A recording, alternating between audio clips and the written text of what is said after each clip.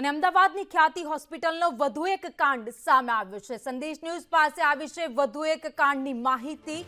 બાવળામાં ખ્યાતિ હોસ્પિટલે કેમ્પ યોજ્યો હતો। કેમ્પ કરી રૂપાલથી લોકોને હોસ્પિટલ પણ લાવ્યા હતા। પરિવારને જાણ કર્યા વગર જ એન્જિયોપ્લાસ્ટી પણ કરી દીધી હતી। તે એન્જિયોપ્લાસ્ટીના ગણતરીના દિવસમાં દર્દીના મોત પણ થયા હતા। તો એક જ ગામના 3 લોકોના સર્જરી બાદ મોત થયા હતા।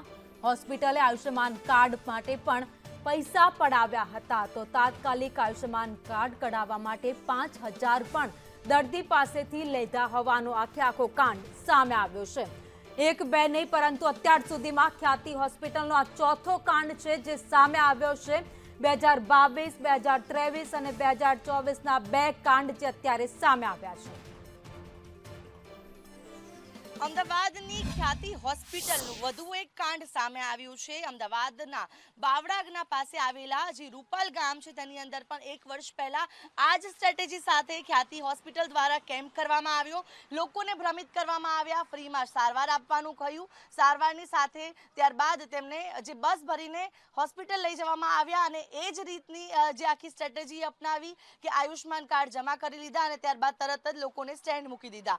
એક જ ગામની અંદર 20 લોકો અહીંયાથી લઈ જવામાં આવ્યા હતા। લોકો જે ભોગ બનેલા લોકો છે તેમની સાથે પણ વાતચીત કરીશું। જોઈ શકાય છે ખ્યાતિ હોસ્પિટલની આ ફાઇલ તેમની પાસે છે કે આ ખ્યાતિ હોસ્પિટલ દ્વારા તેમને જે 23 જાન્યુઆરી 2023ના રોજ જે તેમને અહીંથી લઈ જવામાં આવ્યા અને ત્યારબાદ જોઈ શકાય છે કે આ તેમના રિપોર્ટ્સ કરવામાં આવ્યા અને રિપોર્ટની અંદર જે રીતે તરત જ જે વ્યક્તિ પગના દુખાવા સાથે ગયા હતા, કમરના દુખાવા સાથે ગયા હતા તેમની પણ સીધી એન્જિયોગ્રાફી કરી દીધી। લોકો સાથે વાતચીત કરીશું। તમને શું કઈ લઈ ગયા હતા, શું કર્યું?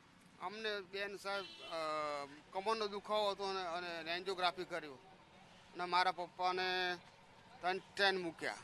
તમારા પપ્પાને શું થતું હતું? મારા પપ્પાને ઢીંચણ દુખતા હતા અને સ્ટેન્ડ મૂકી દીધા। પછી શું થયું તમારા પપ્પાને?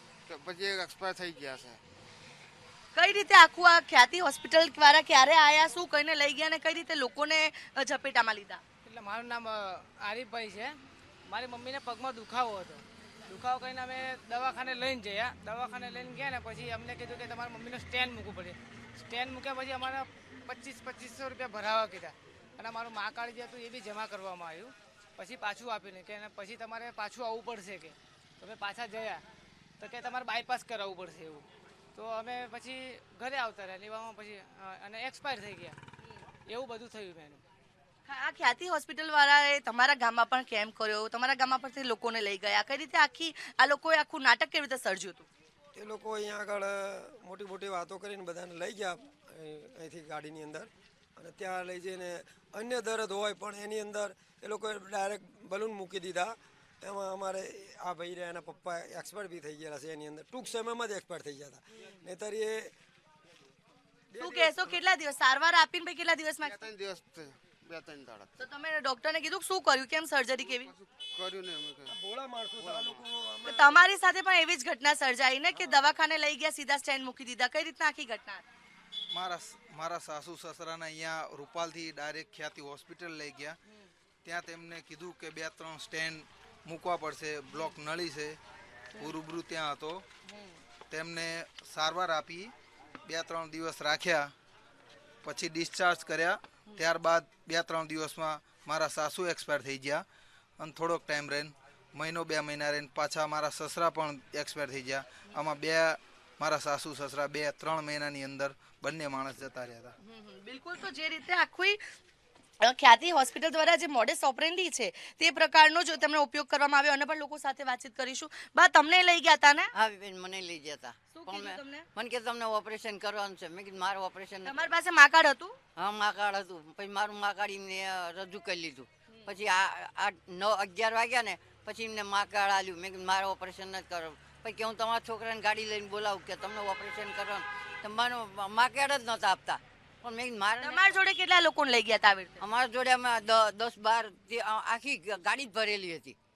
અને બધાના ઓપરેશન સીધા કરતા હતા? બધાને સીધા ઓપરેશનમાં જ ત્યાં અમે 3 બેનું જ ઓપરેશન તમને શું થતું હતું ને લઈ ગયા? મારા કેડનો કમરનો દુખાવો છે અત્યારે હાલે છે પણ મેં ઓપરેશન ના અને કરાય તમને સીધું હૃદયનું ઓપરેશન કરવાનું કહેતા હતા? ના હૃદયનું ને કેડનું ઓપરેશન જ કરવાનું કહેતા. બિલકુલ, તો જે રીતે જોઈ શકાય છે કે આ તેમની આ જે લોકો ભોગ બન્યા, આજે જે ખાસ કરીને મોહમ્મદભાઈ વોરા છે કે તેમનું તો આજે સ્ટેન્ડ મૂક્યાના ગણતરીના દિવસોમાં અવસાન પણ થઈ ગયું.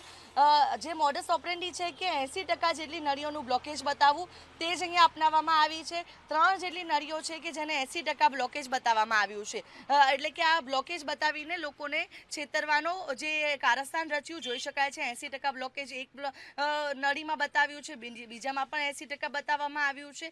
એટલે કે આ નળીઓની અંદર 80% બ્લોકેજ બતાવીને સીધે જ સીધું જે પરિવારની જાણ પરિવારના જે સ્વજનોને જાણ કર્યા વગર જ આ પ્રકારે સીધી જ સર્જરી કરી દેવામાં આવે છે. એન્જિયોપ્લાસ્ટી કરવામાં આવી. એક જ ગામની અંદર 10 થી વધુ લોકોને આ પ્રકારે સર્જરી કરી દેવામાં આવી અને જેમાંથી 3 થી 4 લોકોના તો અવસાન પણ થઈ ચૂક્યા છે. એટલે કે ખ્યાતિ હોસ્પિટલ અમદાવાદ અને ગાંધીનગર આસપાસના નાના નાના ગામોમાં જઈને આ પ્રકારે લોકોને છેતર્યા છે. અને જ્યારે આ કોઈ કૌભાંડ બહાર આવી રહ્યું છે ત્યારે લોકો પણ સામે આવી રહ્યા છે કે આ રીતે તેમને છેતરવામાં આવ્યા છે. તેમની સાથે પણ આ જ પ્રકારનું કૃત્ય આ હોસ્પિટલ દ્વારા કરવામાં આવ્યું. ત્યારે હવે ક્યારે આ જ્યાં કઈ આરોપીઓ છે ચિરાગ રાજપૂત છે તે ક્યારે ઝડપાય છે, માલિકો ક્યારે ઝડપાય છે તે જોવું રહ્યું. કારણ કે અનેક સવાલો ઉઠી રહ્યા છે. લોકો પોતાનો રોષ ઠલવતા જોવા મળી રહ્યા છે.